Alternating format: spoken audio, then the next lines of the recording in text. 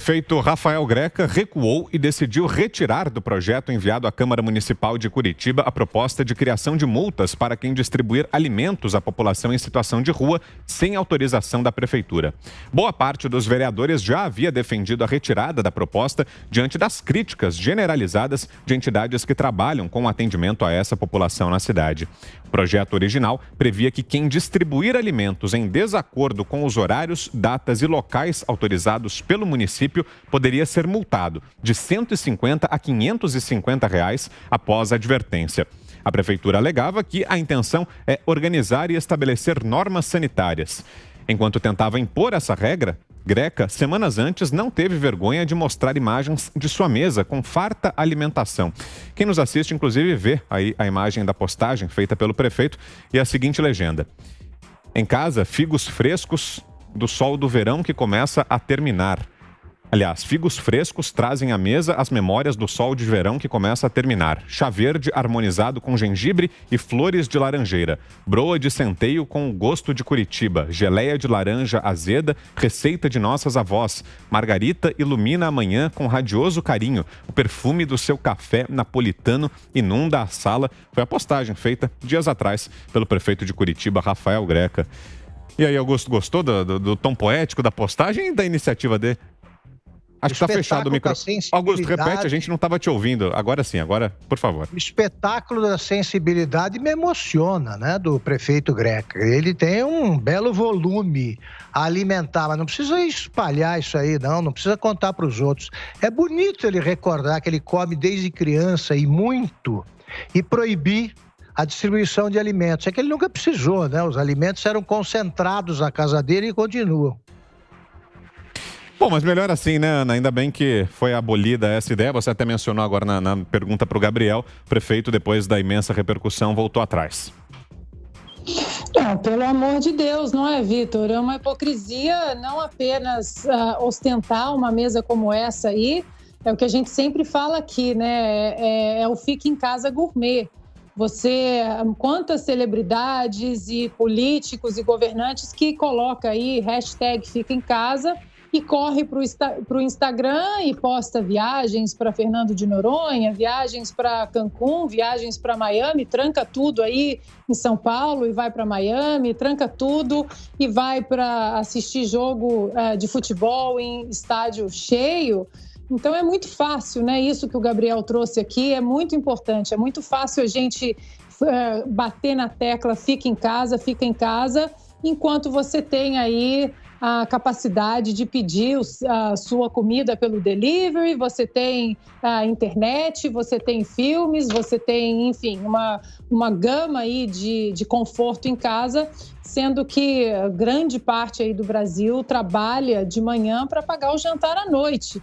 Então, foi muito importante a gente colocar luz aí nesse projeto esdrúxulo, nada humanitário, egoísta, e a gente tem que ficar de olho mesmo, porque o que a gente mais está vendo aí nessa pandemia, Vitor, é exatamente essa hipocrisia de muita gente colocar o hashtag Fica em Casa nas redes sociais e correr para o Instagram e postar exatamente esse tipo de postagem aí do prefeito de Curitiba. Diga, Zé. Olha, esse é um assunto que não é novidade, né? Sempre discutido, e Brasília já passou por esse debate. Quando o governador do Distrito Federal, o Cristóvão Buarque, tomou essa providência. Brasília não tinha característica, não tinha cultura de pessoas pedindo nos sinais, né? E aí houve um momento aqui que Brasília, principalmente em épocas assim de Natal, Ano Novo, pessoas até vinham de fora e armavam barracas nos gramados e tal, e pedindo dinheiro, porque chegaram à conclusão que os moradores de Brasília, por serem mais abastados, tinham um coração maior. E aí o Cristóvão pegou e proibiu, né, chegou a proibir, dizendo que era preciso ordenar. A história é o seguinte: se você quer fazer uma doação, queria naquela época, né, que se dirigisse ao Estado, que o Estado saberia fazer melhor e saberia a quem dar. É aquela ideia que já foi até descrita pelo Luiz Gonzaga, né, que quem vira a mão, ou seja, quem pede esmola, humilha ou vicia o cidadão. É a letra de uma música. Mas, na verdade, é o seguinte, isso foi desmascarado já há muito tempo. O Betinho, através daquela campanha de fome, que agora está sendo aqui repetida pela Jovem Pan, comprovou o seguinte, que quem tem fome tem pressa. O que esses governantes querem, na verdade, é uma plástica, ou seja, ninguém expondo, mostrando, escancarando a falta de comida, que é a fome e que ela é grave, né? E que essas pessoas têm pressa e elas não podem estar preocupadas com plásticas, ou seja, com ruas sem ninguém pedindo, sem ninguém feio. Para essas pessoas, a ideia é que fizessem um galpão para acomodar essas pessoas e que ninguém fisse. Que o problema aí não é a fome, é ver a fome, ver a cara da fome. A miséria tem realmente uma cara muito feia e ninguém gosta. Cidadãos em situação de rua, moradores de rua, eles têm em todos os países. Eu encontrei pessoas em situação de rua nos países mais ricos do mundo, né? Londres viveu um debate agora muito intenso sobre exatamente isso. Se os moradores de rua teriam o direito de ficar nas ruas, que são públicas, né? E houve uma tentativa de proibir. Este é um ímpeto que tem que ser explorado e demonstrado que se trata de covardia e de egoísmo, como disse a Ana, porque, na verdade, eles não estão contra a fome, não estão querendo combater a fome. As pessoas que pensam assim querem plastificar, ou seja, não mostrar ou esconder a cara da miséria, porque constrange mesmo. E é para constranger quando você para seu carro no sinal e vê uma mãe com as crianças, vê as pessoas pedindo fome, pedindo comida com fome. Ninguém vai ali por esporte. Tem um ou outro vagabundo? Tem, sabe? Tem, mas a maioria não. Eu queria falar também, Vitor, sobre aquela história da saidinha de Páscoa, né? Esse é um direito que deve ser revisto. Eu sou contra esse direito, é um direito, por enquanto, deve ser revisto. A vara de execuções penais dá a saidinha do Dia dos Pais, das mães, não sei o quê, o direito de quem matou o pai sair no Dia dos Pais, quem matou a mãe sair no Dia das Mães, isso é um absurdo, né? Não há uma estrutura, como disse o Augusto, para acompanhar. Em Brasília, pelo menos, quando essas pessoas vão para as ruas, é um desassossego. Há campanhas ali na internet dizendo, olha, tomem cuidado, porque tantas pessoas estão à solta aí nas ruas e eles passam com o cabelo rapado, camisa, com roupa branca, tradicional da prisão, né? Enfim, muitos não voltam.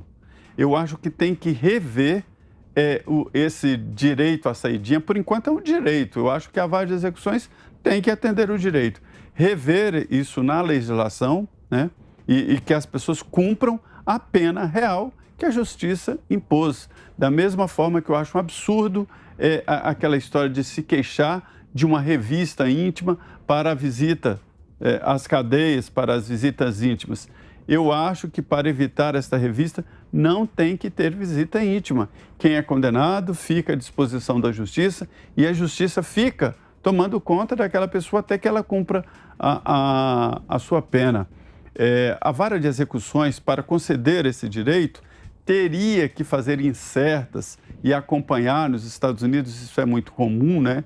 Vai na casa das pessoas e vê se realmente eles estão em casa naquele determinado horário e dão uma sacada para ver se eles não estão bebendo, se não estão reunidos com outros condenados, isso é proibido. Então fica essa coisa solta no Brasil. Chega uma época dessa, solta um bando, todo mundo fica com medo, todo mundo se tranca em casa e alguns nem voltam. Alguns não, muitos nem voltam. Então, o que eu acho é que tem que mudar a lei. Bom, voltando ao tema que discutimos aqui, o prefeito de Curitiba, Rafael Greca, então desiste do projeto sobre multa a quem não desse comida a moradores de rua com hora agendada. O que achou, Fiuza? Temos 2 minutinhos. Olha, Vitor, se poesia de quinta categoria salvasse vidas, né, a Curitiba estava salva. Agora, eu quero assinalar o seguinte, esse recuo ele é muito eloquente porque mostra mais uma vez o que a gente tem observado. Essas autoridades não sabem o que fazem. Não sabem o que fazem, né? Nós estamos, então, numa situação que é um campeonato de trancamentos, campeonato de restrições, né? Quanto mais cruel você for contra a liberdade, contra os direitos pessoais, mais é entendido por uma... Eu não vou nem culpar, né? Assim, acho que sobreveio, aí se formou uma falsa ética, um senso comum equivocado, de que quanto mais restrição você colocar na sociedade, mais empático você é, mais você está salvando. Só que já tem um ano essa história. Então, o Calil, né, que virou o imperador de Belo Horizonte, inclusive faz questão de ostentar a sua maldade, né?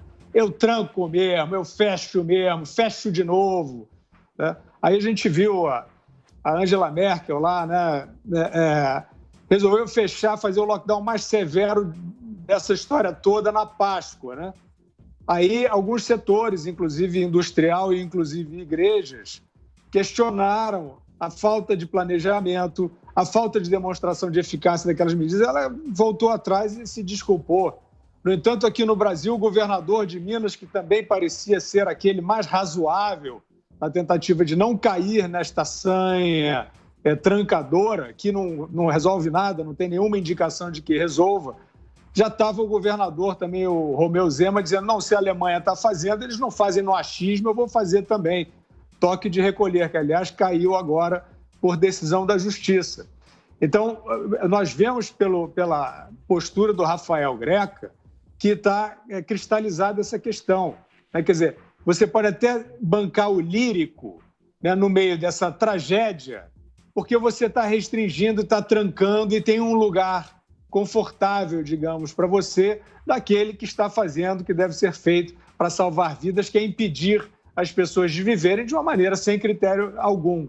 É um vexame, as pessoas estão passando fome, inclusive por conta de medidas não científicas, e que esse caso sirva para que as autoridades entendam que elas têm que buscar socorro na literatura que já existe, nos estudos já feitos sobre a experiência decorrida até aqui, e que não mostra absolutamente que esse trancamento desvairado, que uma parte da imprensa gosta e aplaude, mas se eles querem ser responsáveis, eles têm que entender que isso não é medida de segurança sanitária.